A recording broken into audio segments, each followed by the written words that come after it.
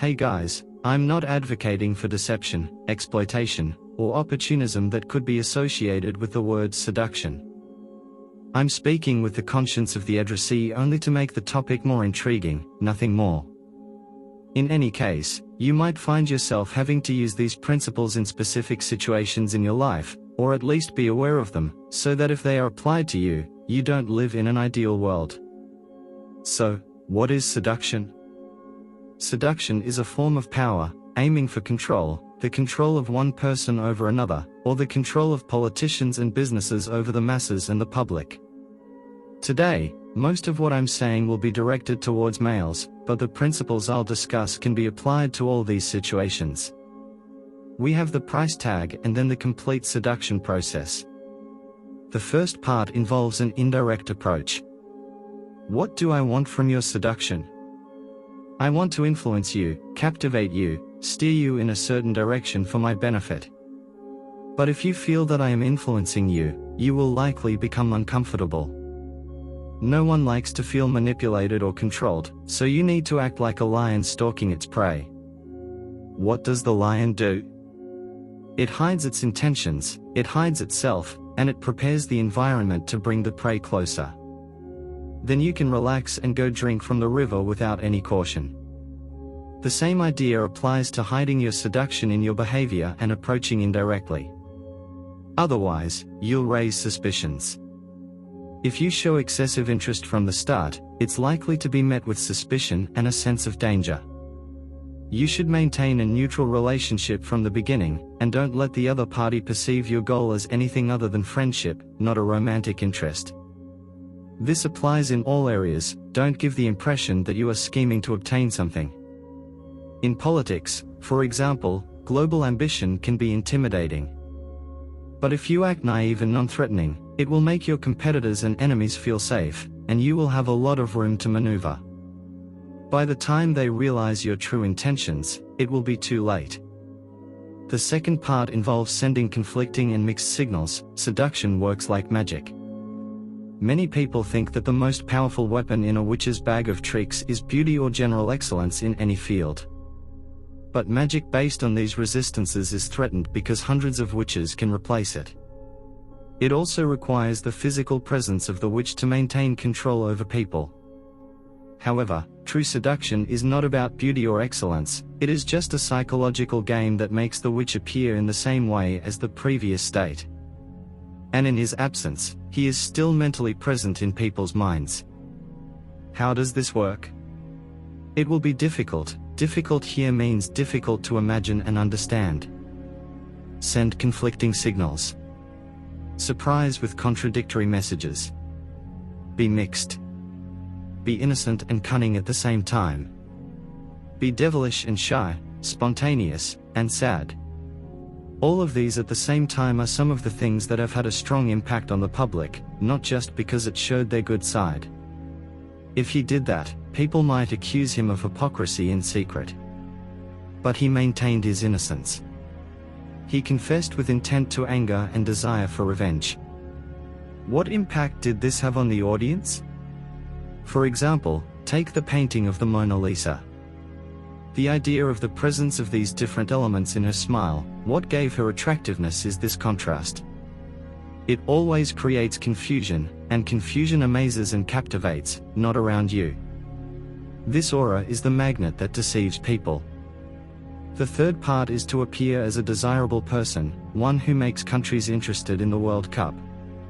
Is it just because of the monetary prize that comes with it? No, I'm not cutting something important about it, it's social value. Where does its social importance come from? From competition? The idea that you have 101 competitors for one prize, the presence of competitors creates additional value alongside the value of the prize itself. If I win, I have won the value of the prize, plus the fact that I triumphed over those 101, it makes me feel special and raises the value of the prize. We are social creatures, and we are heavily influenced by people's tastes and desires, so it's important that you appear as a desirable person, intentionally showing incidents that indicate that you are desirable, or even fabricate them. This will make people compete for you and raise your status. The fourth part is to create something in people. Everyone has a void inside them, a void, a vacuum, and they feel that something is missing, but they bury these thoughts well and cover them with sand. If you know how to dig and bring out the doubts buried inside them to the surface, it will be very easy. Seduce them and control them, make them feel how boring their lives are, and that their friends are less entertaining. They will feel unhappy due to circumstances and themselves. Here, you become the solution. You cover this missing need that you come from the outside, representing change and difference, breaking the routine. I saw a movie a while ago where someone managed to control the heroine by first convincing her that her life was incredibly dull, filled with boredom, and created a feeling of boredom within her. Then they grew up so much that she didn't even see it at first. He appeared to be the opposite of all that he said. His actions were all excitement and thrill. So she saw him as someone who saved her. And it's the same principle. Politicians apply it to nations. If they want to push them to revolt, for example, to control them, they create an atmosphere. The most important thing first is to make them feel angry about their present and how great they used to be in the past, but not anymore. The fifth part is to create temptation. Read people as if they are walking messages on the ground, in their clothes, in their words, in their behavior. All of these are messages.